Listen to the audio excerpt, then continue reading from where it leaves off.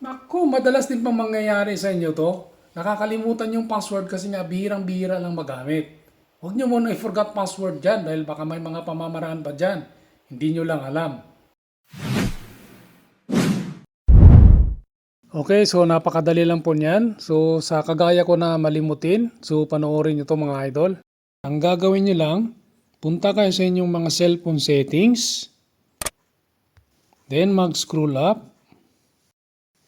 Then hanapin nyo rito yung Google. Ayan na siya mga idol, kitang-kita kaagad. Password Manager, click natin.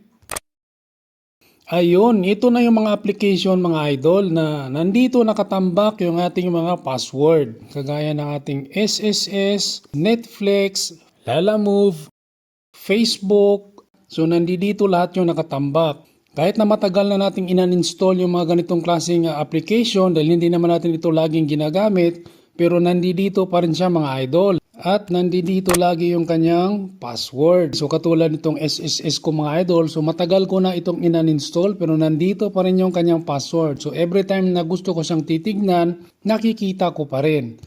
Okay, so bonus tips na lang ito mga idol.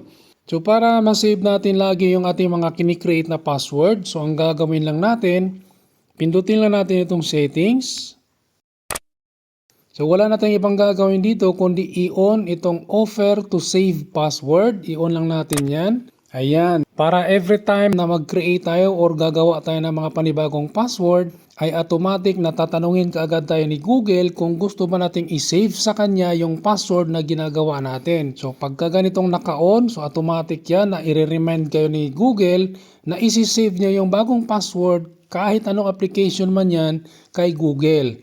At yan ay mapupunta na nga dito mga idol. Yan, mapupunta yan dito lahat mga idol. So, balang araw pag nakalimutan natin yan, so dito tayo titingin. Okay?